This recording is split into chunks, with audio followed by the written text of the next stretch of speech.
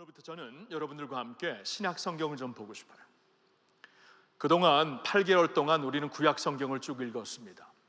구약 성경을 읽으면서 여러분들의 그 페이스에 맞춰서 저는 여러분들과 책별 설교를 했어요. 책별 설교라는 것은 이 전체, 이 책 강해 설교도 아니고 이건 토픽 설교도 아니고 그 책 전체를 놓고 이 책이 주시는 말씀이 무엇인가, 그리고 그 말씀을 통해서 오늘 우리에게 주시는 메시지를 보았습니다. 8개월이 걸렸어요. 구약을 읽고 구약 개요 설교를 하는데, 오늘부터는 신약 성경을 보면서 신약 성경에 있는 책의 개요 설교를 하면서 남은 4개월을 우리가 가려고 합니다.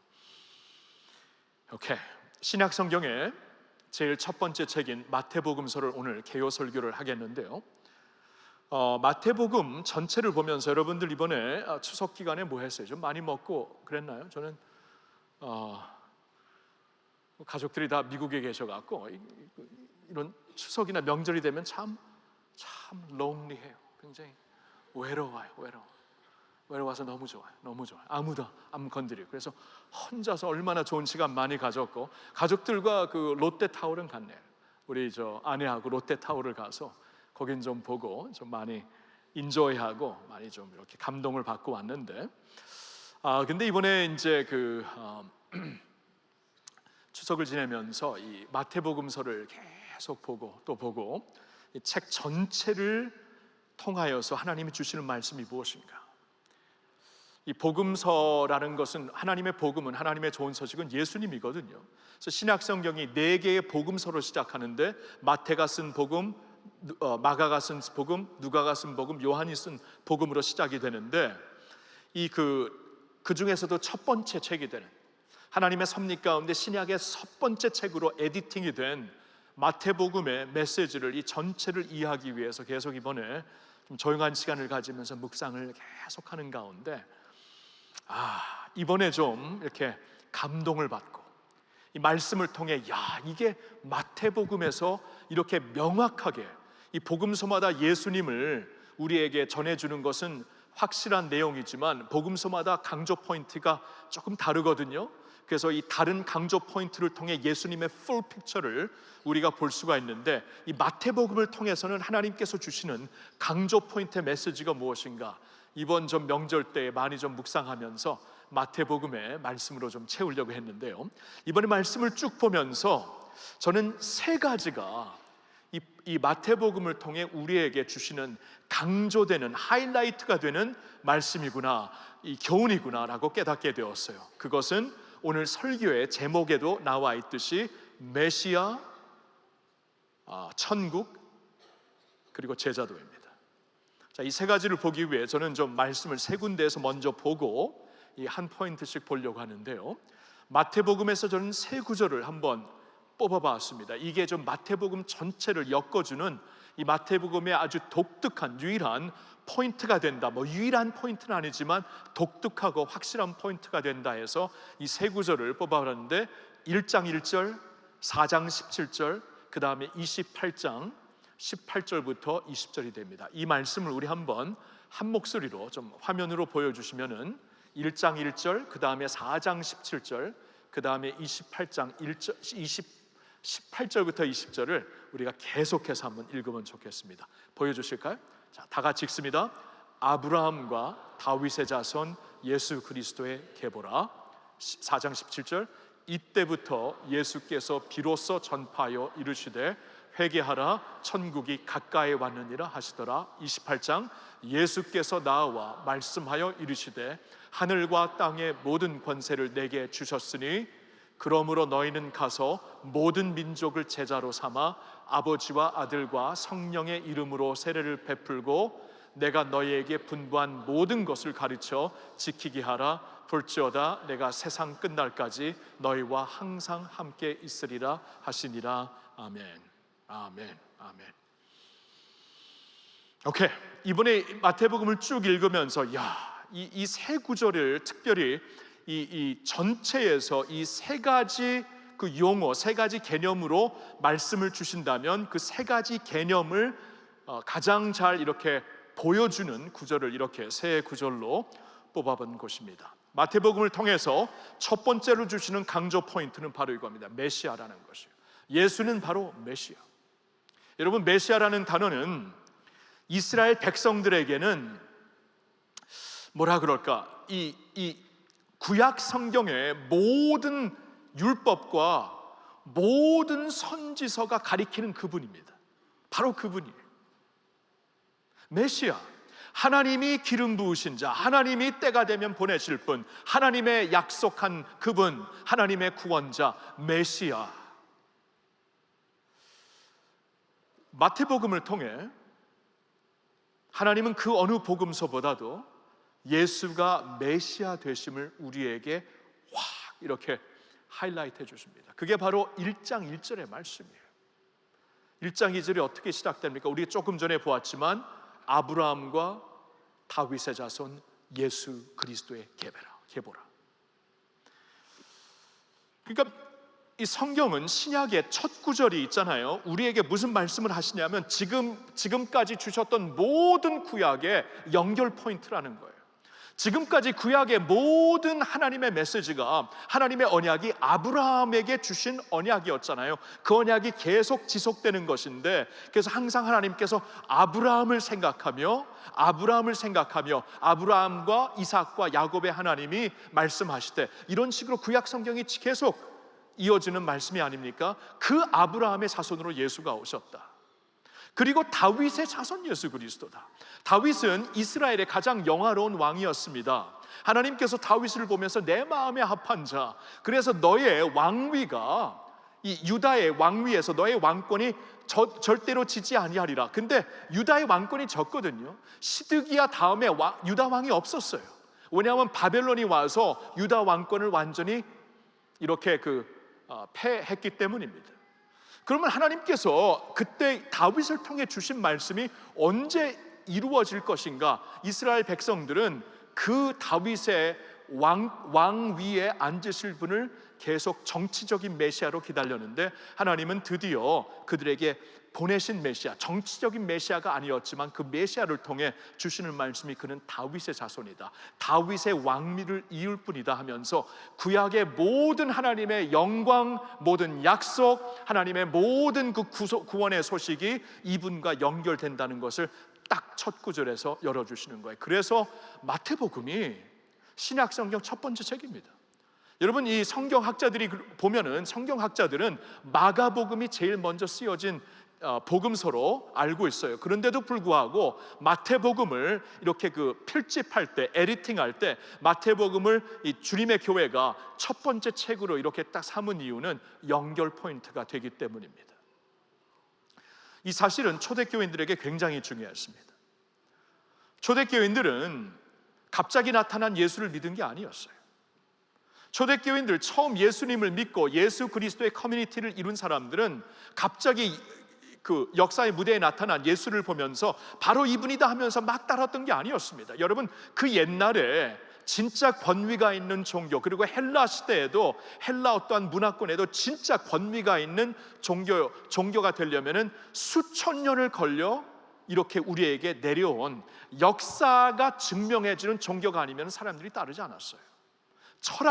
새로운 철학은 받아들였는지 모르지만 종교만큼은 수천 년을 통해 역사 가운데서 증명이 되어야만 되었던 것입니다. 그 문화 속에서, 그 헬라 문화 속에서 유대인들도 물론이지만 이방인도 이제 막 예수님을 영접하기 시작하였고, 예수 그리스도를 이제 주로 따르기 시작했을 때, 그들은 새로 나타난, 역사에 나타난 새로운 예수라는 분을 따르는 게 아니고, 이 예수는 구약 시대의 수천 년의 말씀을 통해, 율법을 통해, 선지자들을 통해 하나님께서 예언하셨던 바로 그분이다라는 것을 믿었던 것이에요. 유대인들도 그런 예수를 믿었던 것이고, 물론 유대인들 중에, 이스라엘 백성 중에 다수는 예수를 믿지 않았지만 예수를 믿고 따랐던 12 제자들을 비롯하여 그 유대인들은 하나같이 다 아브라함의 하나님, 이삭의 하나님, 야곱의 하나님을 믿었고, 그 하나님께서 그들에게 주신 약속으로 예수 그리스도가 메시아가 되심을 믿었던 사람들입니다. 이방인들도 마찬가지였어요. 이방인들도 이제 그 사도행전을 보면 알겠는데, 이 헬라 신들은 다 신들이었잖아요. 여러 신들이 있고 막 어쩔 때는 참 보기 흉한 모습들, 가증한 모습들을 보이는 그러한 종교가 더 이상 그들에게는 어필이 되지 않아 그 중에 경건한 사람들은 이스라엘의 하나님을 따르기 시작했습니다.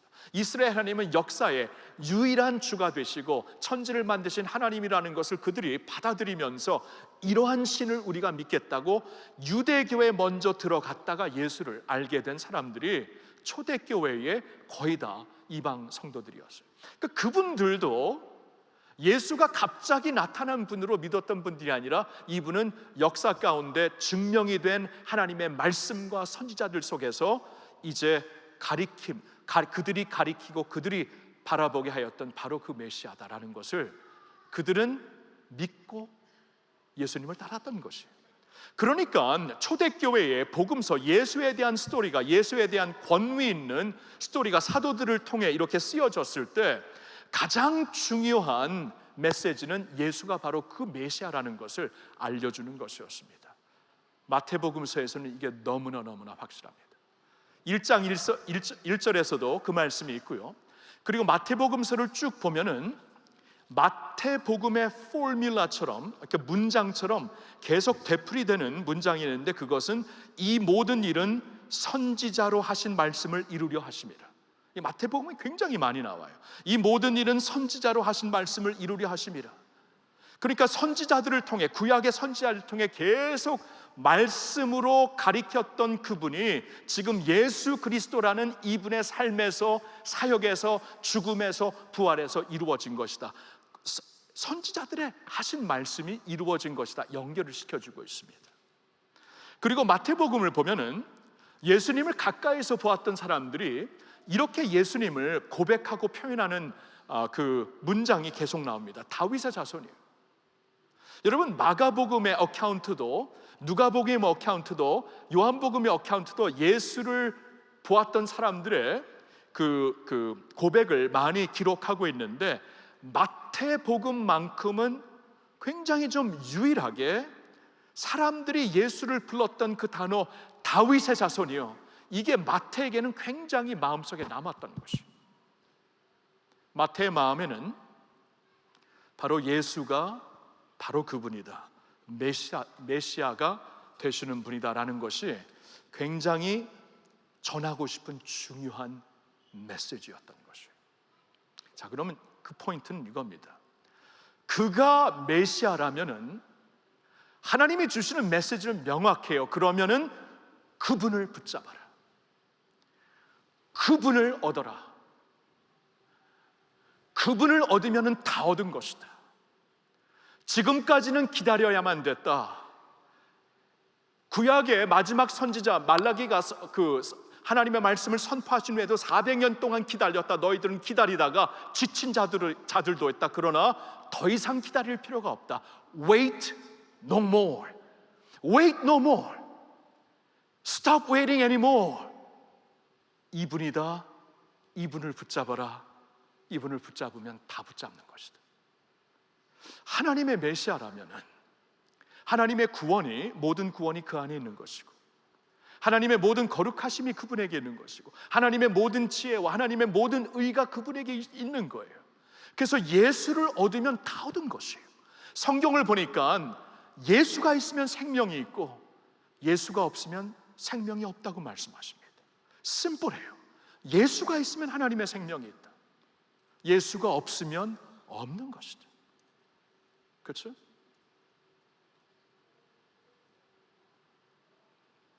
여러분, 우리에게도 이 말씀은 오늘도 하나님이 그대로 던지시는 말씀입니다.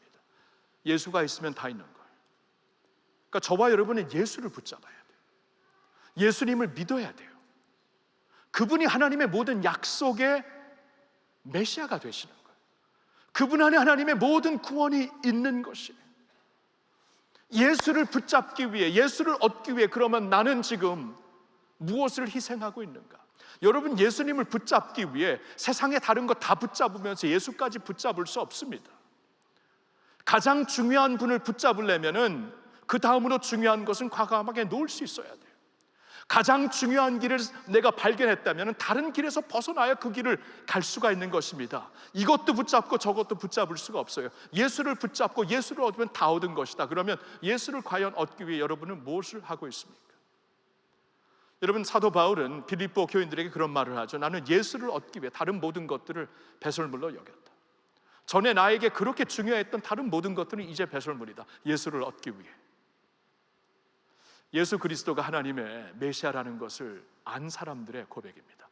여러분은 과연 그러면 예수가 하나님의 메시아, 그러면 지금까지 하나님의 무엇인가를 기다렸는데, 하나님의 무엇인가 메시지를 기다리고 하나님의 다른 사람을 혹시나 기다렸을지 모르지만 하나님의 메시지는 확실합니다. Wait no more. 이분을 붙잡아라. 이분의 말씀을 들어라. 예수가 메시아이다.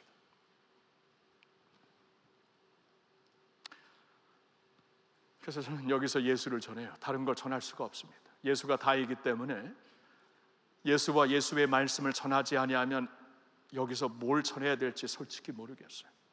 솔직히 모르겠어요. 예수를 전하지 아니하면 이 자리에 설 수 있는 명분도 저에게는 없습니다. 예수를 전하고 예수를 붙잡으라는 것이, 그는 메시아.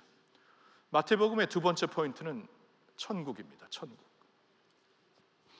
우리가 두 번째로 본 말씀이 4장 17절의 말씀이었죠. 4장 17절에는 예수님께서 이때 비로소 입을 열어 말씀을 전하기 시작하는데, 이것은 마태, 마가, 누가, 요한보다 하고, 물론 이제 마가복음에서도 비슷하지만 다른 말씀하고는 조금 독특해요. 4장 17절에 이때부터 예수께서 비로소 전파하여 이르시되 회개하라 천국이 가까이 왔느니라 하시더라. 천국에 대해, Kingdom of Heaven에 대해 말씀을 하십니다. 여러분, 여기서 말씀하시는 천국은 천당과 달라요. 천당. 제가 이번에 좀 이렇게 국어사전을 좀 봤는데요, 여러분, 제가 초등학교 4학년 때 미국에 부모님을 따라 갔기 때문에 제가 9년 전에 여기 왔을 때, 우리 교회 왔을 때 우리나라 언어와 누앙스가 좀 부족해갖고 이 표현이 안 돼. 지금은 내가 생각해도 좀 잘하는 것 같아요. 근데 그때는 좀 표현이 안 돼갖고 되게 답답했는데요.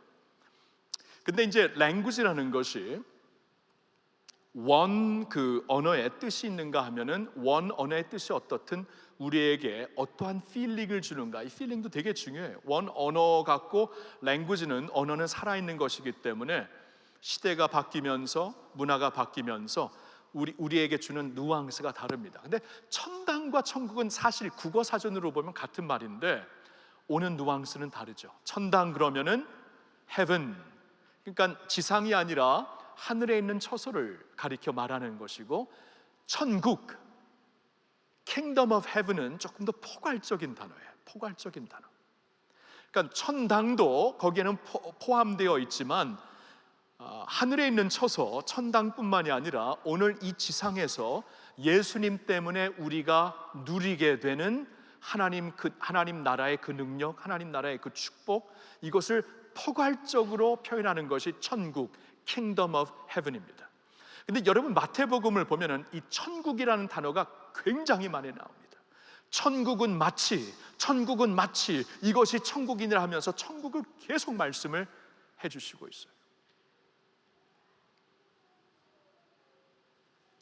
여러분, 그 Kingdom of Heaven, 천국을 보면은, 하나님 나라를 보면은 그 하나님의 나라가 어떻게 나타나는가, 복음서를 쭉 보니까 능력으로 나타나요. 능력으로. 그러니까 예수님께서 이제 회개하라 천국이 가까웠느냐, 그러니까 예수님께서 그 하나님 나라를 우리에게 갖고 오십니다. 우리에게 bring 하시는 거예요. 그러니까 우리가 우리의 능력으로 그 나라에 들어갈 수 없기 때문에, 우리의 노력으로 그 나라의 시민이 될 수 없기 때문에 그 나라를 우리에게 갖고 와서 우리로 하여금 그 나라에 들어갈 수 있도록 만드시는 거예요. 그래서 예수님은 회개하라 천국이, 주님으로 말미암아 하나님 나라가 이제 너희에게 가까워졌다고 말씀하시는데, 그러면서 예수님이 이제 오심으로 말미암아 천국의 모습이 보이기 시작하는데, 복음서를 쭉 보면은 능력이 보입니다. 능력이. 왜냐하면 예수님이 가는 곳마다 귀신이 떠나요. 예수님이 가는 곳마다 사탄 마귀가 떠나더라고요. 그러니까 사탄 마귀는, 그러니까 이 악령들은 우리의 영혼을 이렇게 우리의 영혼을 destroy, 우리 영혼을 완전히 패망시키는 자이죠. 죽이는 자이죠. 사망의 권세를 갖고 우리를 공격하는 자이죠.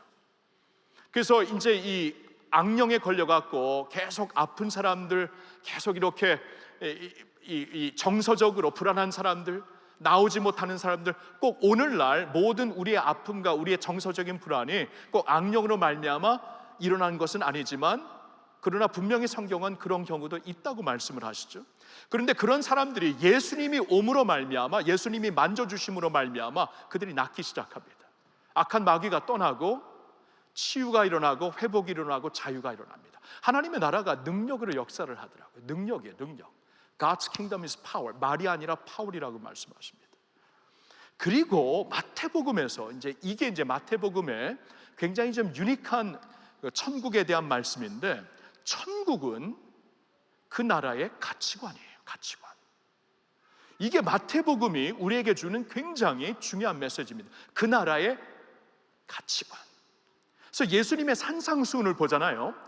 마태복음 5장부터 7장까지 보면 예수님께서 이제 처음으로 하신 긴 설교, 중요한 설교였는데 산에서 외치신 설교이기 때문에 산상수훈이라 그러죠. Sermon on the Mount인데, 이 Sermon on the Mount를 보면 처음부터 하나님 나라의 가치관을 우리에게 말씀하십니다. 그래서 이 팔복에 대한 메시지도 다 역설적인 패러닥시컬한 말씀이죠. 가난한 자가 복이 있고, 애통하는 자가 복이 있고, 의에 줄이고 목마른 자가 복이 있고, 심지어는 박해를 받는 자가, 주님 때문에 박해를, 핍박을 받는 자가 복이 있고, 이것은 세상의 가치관으로 보면은 전혀 이해가 안 되는데 주님께서는 그 나라의 가치관으로 다시 우리에게 말씀을 해주시는 거예요. 이런 식으로 예수님을 통해 Kingdom of Heaven, 천국이 선포되는 것이 굉장히 많이 우리에게 마태복음을 통해 알려지는 것은 하나님 나라의 성품과 가치관입니다. 근데 그 나라의 성품과 가치관 중에 가장 중요시 주님께서 가리키는 것이 있는데 compassion입니다. compassion을 우리나라 말로 어떻게 번역을 해야 되는가? 이제 뭐 긍휼, 자비, 사랑, 인애라고 우리가 말할 수 있는데, compassion은 문자 그대로 come, 같이, 함께, passion, 아파하다, 같이 아파하는 거예요. 예수님이 이 세상에 육신의 몸을 입고 오신 이유는 우리와 함께 아파하기 위해서입니다. 육신을 입고 오셔야 아플 수가 있잖아요, 그렇죠? 육신을 입고 오셔야 우리가 당하는 고통을 직접 그가 느낄 수가 있잖아요. 마태복음 4장에 예수님께서 지상사역을 시작하시기 전에 마귀에게 시험을 받습니다. 왜 하나님의 아들이 시험을 받는가? 다른 이유가 아니에요. 우리가 시험을 받기 때문에 시험 받는 우리를 능히 도우실 수 있는 compassionate한, 우리와 공유하시고 공감하시는 주님이 되시기 위해 육신을 입고 오신 compassionate한 예수님이 되십니다. compassion이에요. 그러면 하나님의 나라가 하나님의 성품을 가지고 우리에게 예수님을 통해서 오게 되는데, 그 나라의 중요한 모습이 컴패션이거든요. 컴패션.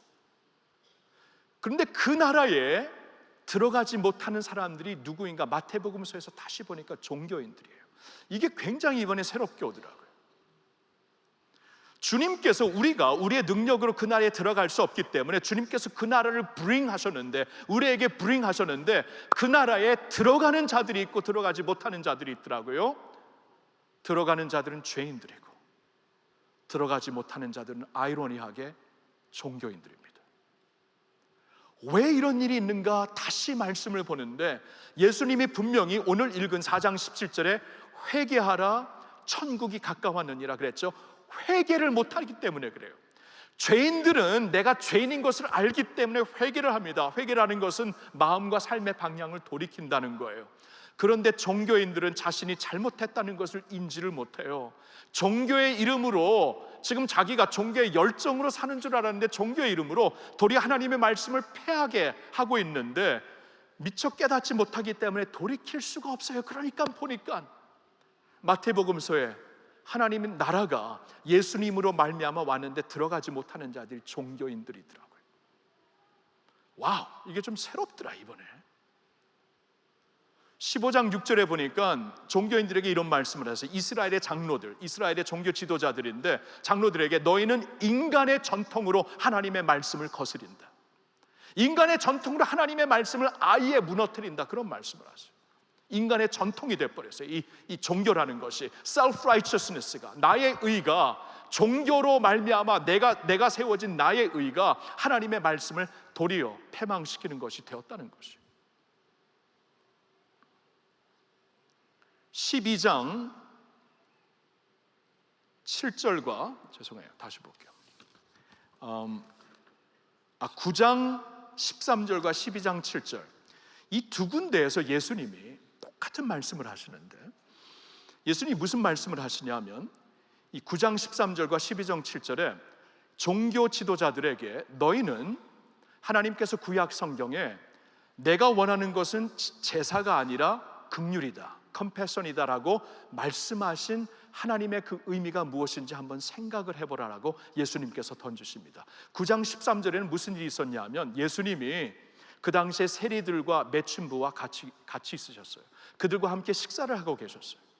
왜 세리들과 매춘부들과 있었냐면 그들은 사회에서 버려진 자들이었습니다. 왕따 당하는 자들, 이 종교 사회였기 때문에 죄인이라고 취급받는 자들이 세리와 매춘부였고, 그래서 그들이 친해서 같이 모인 게 아니라 이렇게 완전히 사회에서 왕따를 당하고 버림받았기 때문에 서로 위로하면서 같이 식사를 하는 그 자리에 예수님이 가 계신 거예요.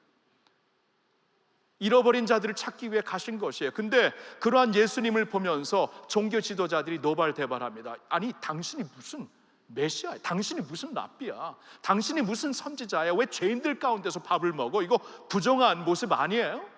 부정한 모습 아닙니까? 하면서 예수님을 막 비난하기 시작해요. 그때 예수님이 이런 말씀을 하시죠. 하나님이 나는 인애, 긍휼, 컴패션을 원하고 제사를 원하지 아니한다라는 것이 무슨 의미를 갖고 말씀하신 것인가 생각을 해봐라. 12장 7절에서는 제자들이 너무나 허겁지겁해서 안식일 날 이삭을 주워 먹었거든요. 그랬더니 자기의 제자들에게 안식일을 범하게 한다고 예수를 가리켜서 당신은 우리 유대교의 10계명 중에 하나인 안식일 제도를 범하면서도 무슨 스승이냐라고 예수를 비난하기 시작합니다. 이거 놀라워요. 여러분, 안식일 제도는 예수님이 주신 것이거든요. 그래서 예수님이 내가 안식일에 주다 그러잖아요, 12장에. 그 안식일의 제도는 우리를 살리기 위해서, 그렇죠? 우리가 이 안식일 제도가 없으면은 욕심 때문에 그냥 we'll work ourselves to death, 그렇죠? 죽을 때까지 일하고 죽을 때까지 돈 벌고 이걸 알았거든요. 서로 경쟁하고 하루는 쉬어라. 어차피 부족한 삶 하나님께서 어떻게 채우시는가 보고 그 하루를 주님께 온전히 드리고 서비스를 하며 예배를 드리면서 교제를 하면서 하루를 즐겨라. 하나님의 자연을 즐겨라. 하나님을 누리라 하면서 안식일을 주신 분이 예수님이에요. 예수님, 우리를 살려주시기 위해서. 근데 그 예수님에게 당신이 왜 안식일을 안 지키냐고. 야, 이건 뻔뻔을, 이런 건 뻔뻔을 뭐라 그래? 이건 빤빤이에요? 뻔뻔히 어떻게 안식일을 만드신 분에게 당신이 안식일을 범한다 하고 나중에 그 예수를 십자가에 달려 죽여버리잖아요. 근데 이게 종교예요, 종교. 마태복음 23장에는 예수님께서 화 있을진저 7번의 문장을 되풀이하십니다. 화 있을진저 누구예요? 사두개인들과 바리새인들, 종교 지도자들이. 이 사람들이 왜 그렇게 하나같이 하나님의 나라에 참여하지 못했는가? 컴패션이 없어요. 하나님의 나라가 컴패션을 갖고 오는데 그 나라에 향해서 마음을 돌이키질 못합니다. 나의 잣대를 가지고, 나의 율법을 가지고, 인간의 전통을 가지고 하나님의 말씀을 완전히 거스리고 있었던 것이에요. 자, 이건 오늘 우리에게 주시는 굉장히 귀한 말씀입니다. 여러분, 2017년도가 교회 개역 500주년이었던 거 다 기억하시죠? 500주년. 1517년도에 마르틴 루터로 인하여서 그 당시에 부패한 교회의 문화를 깨기 위해 사람들이 목숨을 걸고 교회 개혁을 뿌리채부터 개혁해야 된다고 개혁을 외치면서 운동했던 것이 517년도에 있었던 레포메이션 무브먼트였습니다. 여러분, 그 레포메이션 무브먼트의 개혁 운동의 모토가 뭔지 슬로건이 뭔지 아세요? 오직 은혜, 오직 믿음, 오직 성경, 오직 예수 그리스도입니다. 여러분, 이렇게 베이직한 믿음이 어디 있어요? 이건 기초가 아니에요? 오직 믿음, 오직 성경, 오직 은혜, 오직 예수 그리스도. 이건 너무나 기초적인데 어떻게 저렇게 기초적인 슬로건을 가지고 목숨을 걸고 교회 개혁을 했던 것인가?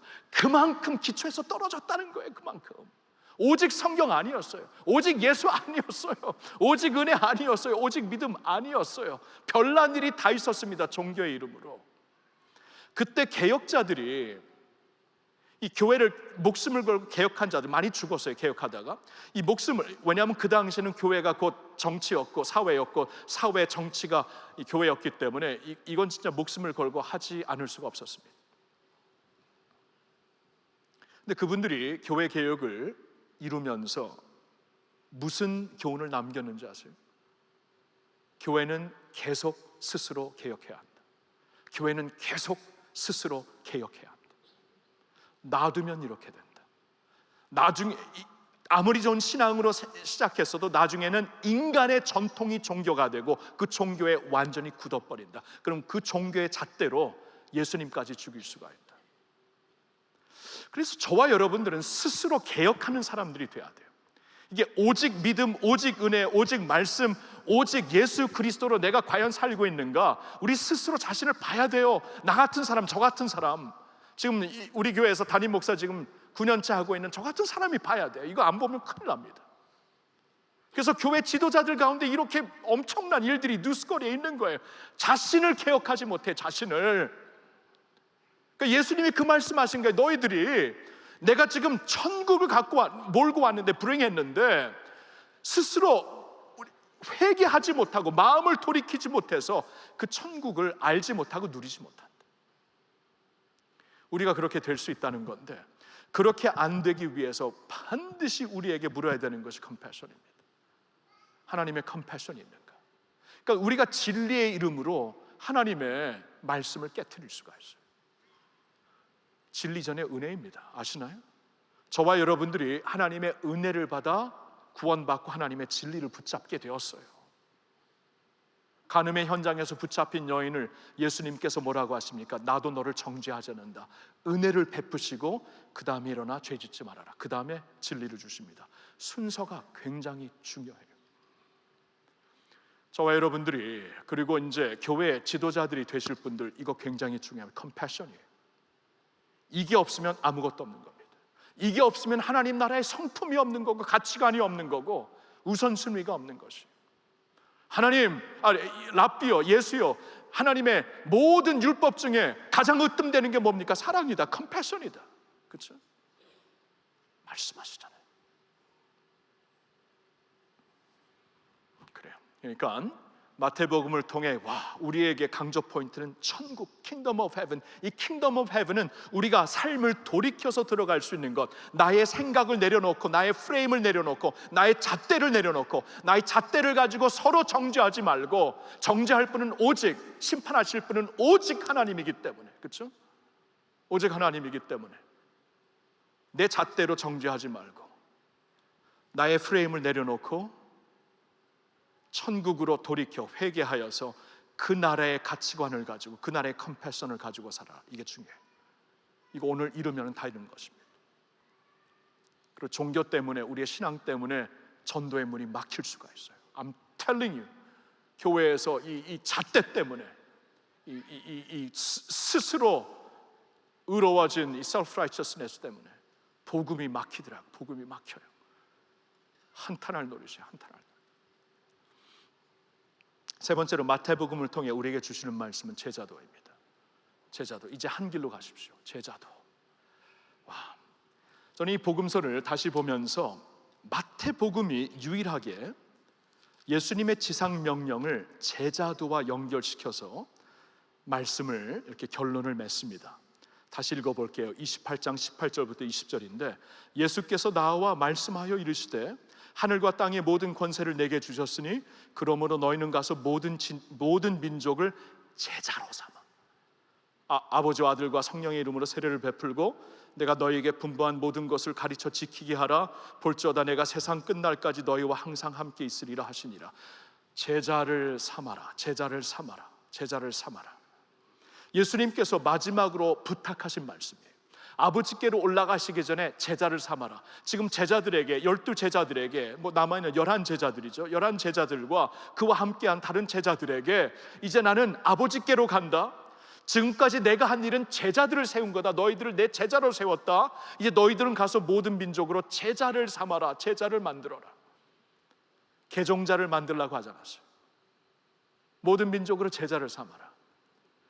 모든 민족, 한국 민족도 포함되어 있죠. 한국 민족 처음부터 우리가 복음 받지 않았는데 복음이 우리에게 왔을 때 모든 민족으로 제자를 삼아라. 그러니까 예수 그리스도의 제자로 우리가 세워지는 것을 주님께서 원하셨다는 것이에요. 개종자가 아닙니다. 종교인이 아닙니다. 교회 다니는 사람들, 저희 할머니가 항상 교회 댕기는 사람들이 아니에요. 제자들이에요. 제자들. 여러분, 제자예요. 종교인이에요. 제자예요. 개종자예요. 제자예요. 무리예요. 제자예요. 이거 물어보셔야 돼요. 제자를 삼으라고 하셨어요. 여러분, 제자는 레디컬하게 사는 자들입니다. 급진적으로 사는 자들이에요. 한 길을 걷는 자들이에요. 그렇죠? 이 길도 걷고 저 길도 걸으면서, 예수의 길도 걷고 세상의 길도 걸으면서 같이 걸으면서 예수님의 제자라고 못 그럽니다. 한 길을 걷는 사람이에요. 예수를 붙잡고 다른 것 같이 붙잡고 그런 사람을 제자라고 안 합니다. 예수를 붙잡기 위해 다른 것을 과감하게 놓을 수 있는 자들이 제자들이에요. 예수님이 제자를 부르시고 있어요. 이게 마태복음에서 이 시작은 메시아가 되시고 가운데는 그 천국, 킹덤 오브 헤븐이 무엇인가 우리에게 그 킹덤의 능력과 성품과 가치관을 우리에게 확 말씀하시면서 결론은 제자도로 딱 끝내셔요. 여러분, 예수님이 제자들을 어떻게 부르시던가요? 마태복음서를 이번에 쭉 보니까 4장에 처음 제자들을 부르셨을 때, 베드로와 그의 형제 안드레를 부르셨을 때 예수님이 이렇게 말씀하십니다. 어부였기 때문에 나를 따라와라. 내가 너를 사람을 낚는 어부가 되게 하리라. 그 말을 듣고 이 형제 안드레와 베드로가 성경을 보니까 즉시 그물을 두고 예수를 따랐더라. 즉시 그물을 놔두고 예수를 따랐더라. Radical calling, radical response예요. 그러니까 그들이 예수님의 음성을 들었을 때, 예수님의 권위적인 음성을 들었을 때 그 음성이 soft하게 들리지 않았어요. 예수님이 soft invitation, soft하게 우리를 초대하시는 것이라고 절대 듣지 않았어요. 예수님의 음성에서 급진적인 음성을 들었습니다. radical calling을 들었어요. 그래서 그들은 radical하게 급진적으로 respond 했던 것입니다. 8장에 보면은 이런 말씀이 있어요. 어느 한 서기관이, 그 당시에 이제 학사죠, 율법을 가르치는 자가 예수님을 보고 와, 이분을 따라야 되겠다, 내가 스승을 따르겠습니다 하니까 예수님이 뭐라고 하시던가요? 여우도 자신의 굴이 있고 새도 자기의 보금자리가 있는데 인자는 머리 둘 곳이 없다.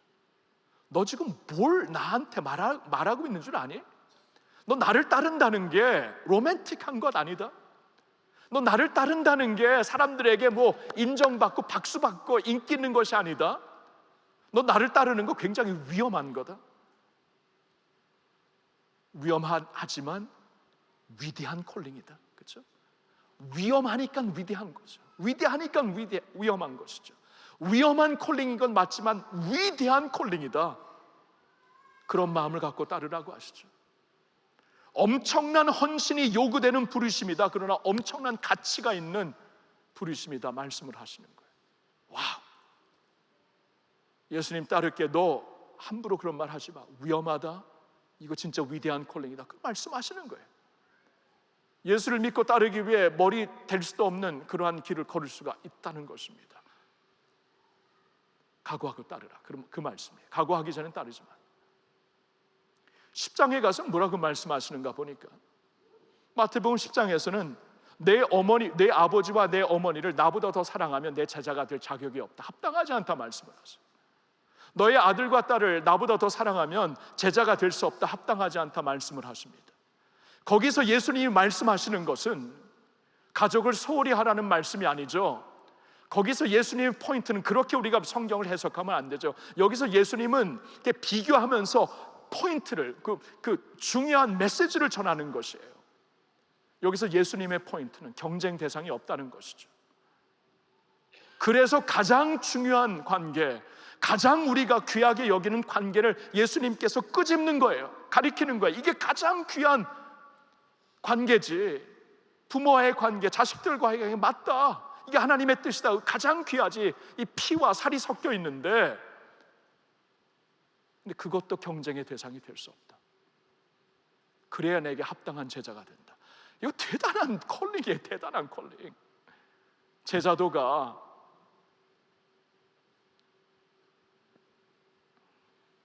(9년) 전에 하나님께서 우리를 한국으로 할렐루야 교회로 부르시는구나 했을 때, 솔직히 처음에는 마음을 전혀 열지 않았어요. 왜냐하면 감사했죠. 이렇게 그래도 대표성이 있는 할렐루야 교회에서 인정하니까 이렇게 부르시는구나. 기분은 좋았지만 이렇게 갈 마음이 전혀 없었고, 갈 이유도 전혀 없었습니다. 전혀 없었어요. 근데 이제 계속 기도를 하는 가운데 하나님께서 점점 이렇게 확신을 주시는데, 말씀으로 또 아내와 함께 확신을 주시는데, 이건 그냥 우리가 순종할 이슈구나. 점점 이렇게 마음을 주시는데, 그래도 부담이 막 되는데요. 마지막에 부담이 뭔지 아세요? 부모와 자식들이더라고요. 우리 부모님과 자식이 결국 마지막으로 걸리더라고요. 두고 와야 되기 때문에. 노부모를 두고 와야 되고, 자식들을 두고 와야 되기 때문에. 그런데도 불구하고 적어도 저한테는 이 마지막으로 한국행을 가는 것이 하나님의 뜻이다 하고 순종하게 한 것이 바로 이 마태복음 10장의 말씀입니다. 아비와 어미를 나보다 더 사랑하면, 아들과 딸을 나보다 더 사랑하면 내게 합당하지 않다. 이 말씀을 이렇게 묵상하는데, 내가 만약에 이런 부담 때문에 하나님께서 부르시는 것을 내가 순종하지 않는다면 더 이상 제자 훈련 하지 못하겠구나. 이런 막 물밀듯이 더 이상 넌 제자 훈련 못한다. 저의 목회 철학 중에 하나가 훈련이거든요. 훈련 사역을 하는 건데 더 이상 제자 훈련 못한다. 너도 제자가 아닌데. 그때 정신이 바짝 들고, 하나님, 제가 소신껏 주님의 말씀에 권위에 따라서 이 목회에 필수로 제자 훈련을 하는데, 이것을 못할 거면 저는 더 이상 목회할 명분이 없습니다. 그때 확고하게 결론하기, 저한테는 그게 결론이에요. 저희 아내는 이미 기도하면서 결론을 졌고요. 저보다 믿음이 더 좋기 때문에 저는 미련이 많았어요. 진짜 미련이 많았어요. 근데 결국에는 너 훈련할 수 있는 목사니, 이 말씀을 두고 보니까 저에게는 초이스가 없었습니다. 지금도 마찬가지예요. 하나님께서 은혜를 주셔서 저희로 하여금 우리 할렐루야 교회에서 은퇴하게 하신다면 그건 영광이 될 것 같아요. 영광이 될 것 같아요. 그것은 오직 하나님의 주권에 있습니다. 하나님께서 우리를 또 다른 교회로 부르실 것 같진 않아요. 만약에 부르신다면 선교지로 부르시던가 아니면 북한으로 부르실 것 같아요. 그럼 그때는 떠나는 것이 쉽지는 않겠지만 question은 없을 겁니다. There is no question. There is no question. 이 제자도라는 것이 이게 급진적인 콜링입니다. Radical calling이에요. You cannot have both ways. 이게 있잖아요, 영광스러운 길입니다. What a glory. 이 주님의 나라를 위해 이렇게 살 수 있도록 불러주시는 게 제자도예요. 어떻게 나에게 이런 특권을 주시는가? 어떻게 당신의 나라를 갖고 와서 그 나라를 위해 제자가 될 수 있도록 불러주시는 것인가? 근데 있잖아요, 이 영광이 우리 모두에게 주신 영광이에요. 제자도예요, 제자도. 오늘날 한국교회가 약해지고 있다면 제자도를 몰라서 아니면 안 가르쳐서 약해지는 게 아닌가, 저는 그렇게 생각을 해요. 왜냐하면 이 말씀이 부담스럽거든요. 설교하기도 부담스럽고, 여러분 듣기도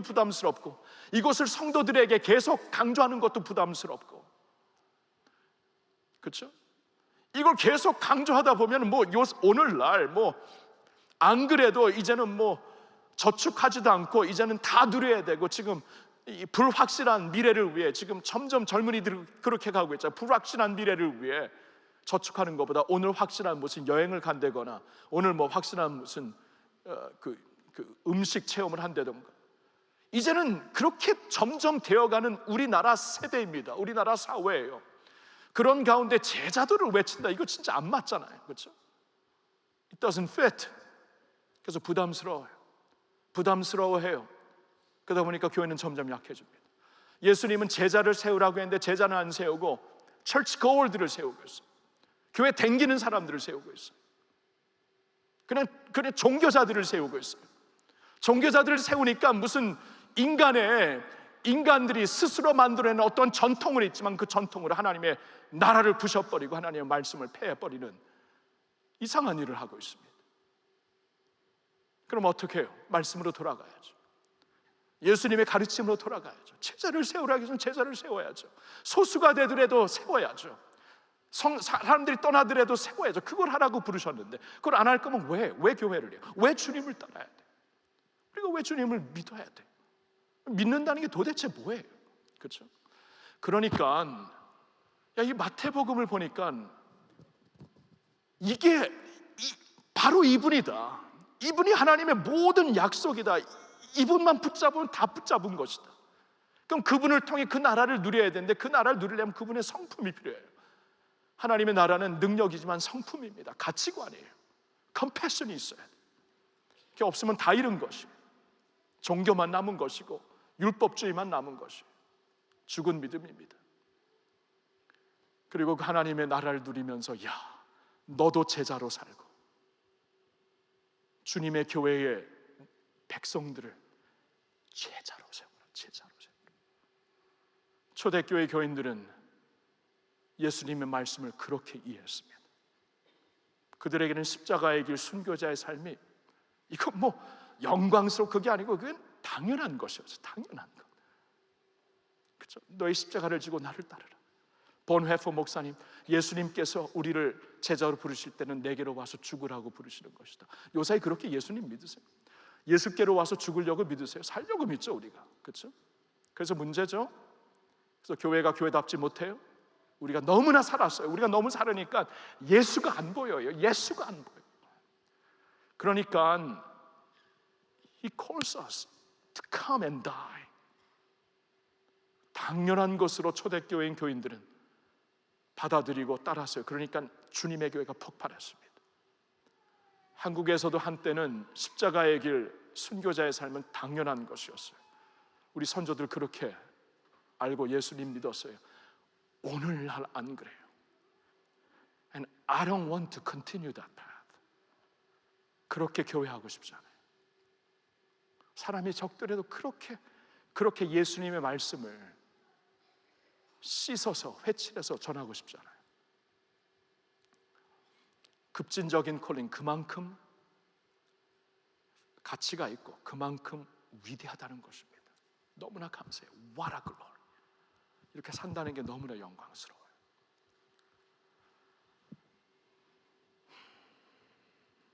우리 한번 찬양팀 좀 올라올래요? 이 찬양 좀 부르면서 우리 마음을 좀 중심을 잡아봅시다.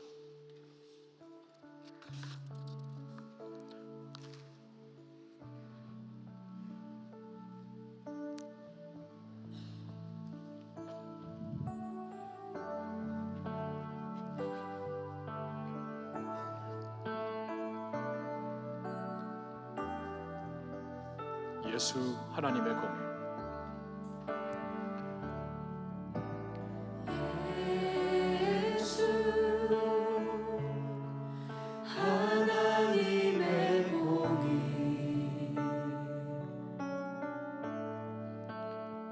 주독생자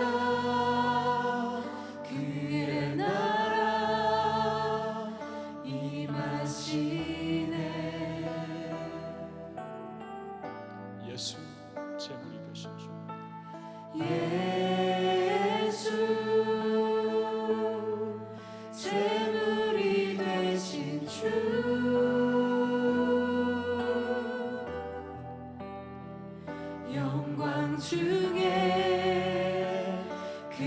주의 나라 임하시네.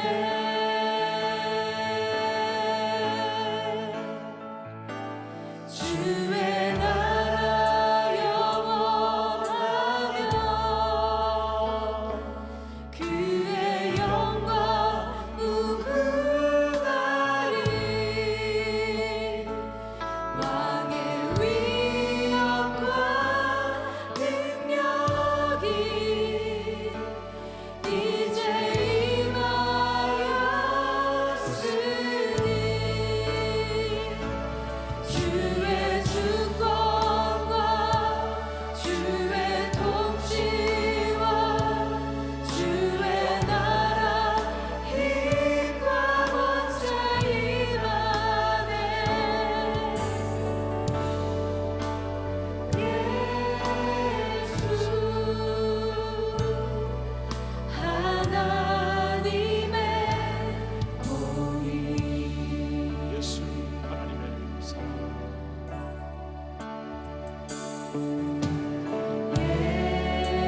예수 하나님의 사랑. 주 은혜와 말씀. 주의 말씀으로 나타나네. 예수 거룩한 하나님. 예수 거룩한 하나님.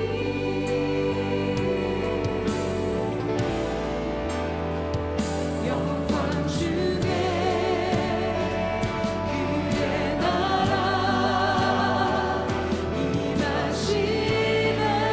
주의 나라 영원하며 그의 영광 무궁하리. 주의 나라 영원하며 그의 영광 무궁하리. 왕의 의여 왕의 위엄과 능력이 이제 임하였으니 주의 주권과 주의 통치와 주의 나라 힘과 권세 임하네.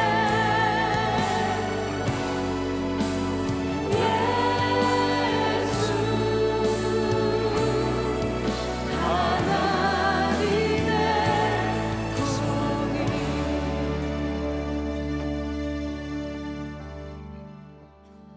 우리 한번 눈을 감아 봅시다. 예수를 믿고 따르는 게 무엇인가?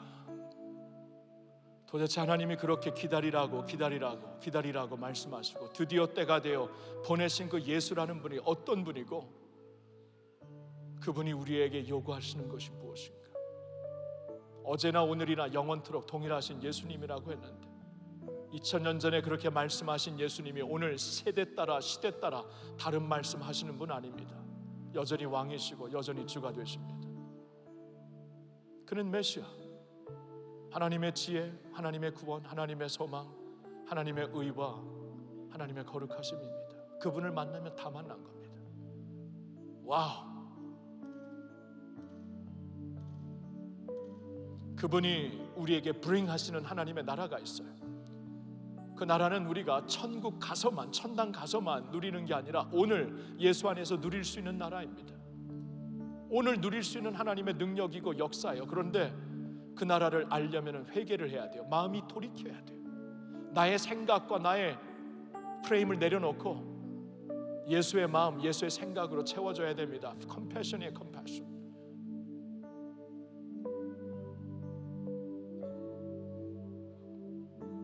예수님은 우리가 제자가 되기를 원하세요. 제자를 찾으시고 제자를 세우라고 주님의 교회를 온 세상에 파송합니다. 우리가 할 수 있는 것은 제자가 되는 것이에요. One way, one track입니다. Radical calling, radical obedience입니다.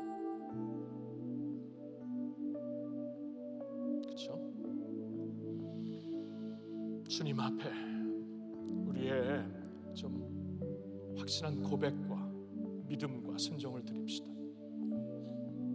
그분을 확실히 붙잡기에 뭘 내려놔야 합니까? 그분의 컴패션을 우리가 알고 살기 위해 어떻게 변해야 됩니까? 진정한 제자도 도전이 되지만 진짜 월디 가치 있는 길이구나 좀 깨닫고 걸어야 됩니다. 주신 말씀 잠시 마음속에 묵상하며 기도하실 분은 기도하시길 바랍니다. 주여, 주여, 예수로 채우소서. 주여, 예수로 충만케 하소서. 예수를 알고 예수를 얻기 위해 살게 하소서. 주님, 예수를 붙잡지 못하고 예수를 내가 우선순위로 알지 못하고 예수의 가치관이 나의 가치관이 아니면 어떡합니까? 주님, 예수로 채워주세요. 우리 뉴웨이브 공동체 예수로 채워주세요. 예수님으로 숨쉬고 살게 해주세요. 예수님의 심장을 갖게 해주시고 맥박을 알게 하시고 예수님의 음성을 알게 해주시고 통찰력을 갖고 살게 해주세요. What a glory, what a glory, what a glory. 영광을 알게 해주세요. 제자도의 영광을 알게 해주시고 주님, 우리 선조들의 믿음을 알게 해주세요. 붙잡게 해주세요. 세상과 함께 예수를 따르지 말게 해주시고 주님, 예수를 붙잡고 급진적으로 radically 따르게 해주세요. 세상과 나는 상관없고 예수를 보게 해주세요. 주님, 예수님으로 살고 죽기를 원합니다. 예수님으로 숨쉬고 예수님과 함께 동행하기를 원합니다. 아버지, 간절히 기도합니다. 주님, 그러한 마음, 그러한 예수 충만으로 우리를 세워주시어서 예수님의 교회, 제자들의 교회, 제자들이 살아 움직이는 공동체로 만들어 주시옵소서. 예수 감사합니다. 주님, 감사합니다. 우리에게 예수님 보내주시어서 하나님의 모든 약속, 하나님의 모든 소망이 되시는 예수님을 내가 말씀에서 만나고 내가 성령으로 만나고 그 예수님을 알고 예수님을 믿고 예수님을 붙잡고 살게 해주시니 감사합니다. 그 예수님을 더욱더 확실히 붙잡고 얻기 위해 다른 것을 놓을 수 있는 담대함을, 용기를 우리에게 허락해 주옵소서. 예수님의 컴패션이 없이는 모든 것을 다 잃은 것이고 하나님의 나라에 참여하지 못하는 종교인이 될 것 같아 너무나 두렵습니다. 주님, 우리가 그 주님의 컴패션을 갖고 살 수 있도록 우리의 생각을 바꿔주시고 마음을 바꿔주시고 남들을 비판하는 우리의 눈을 바꿔주시고 예수님의 심장을 허락하여 주옵소서. 제자가 되라고 말씀하시오니 제자가 아닌 신앙을 주님 과감하게 배척하게 하옵시고 제자도를 향해 아직 부족하지만 우리 함께 달려갈 수 있는, 제자도는 과정이기 때문에 누가 이루고 누구는 못 이루고가 아니라 과정인 것이기 때문에 우리 같이 과정을 걸을 수 있도록 인도하여 주시옵소서. 그러한 모습이 될 수 있도록, 그러한 공동체가 될 수 있도록 뉴웨이브를 주님의 손에 맡깁니다. 오 주여, 오시어서 주님의 뜻을 이루어 주시고 예수로 충만한 우리 뉴웨이브 공동체 되게 하여 주시옵소서. 예수님의 이름으로 감사드리며 기도합니다.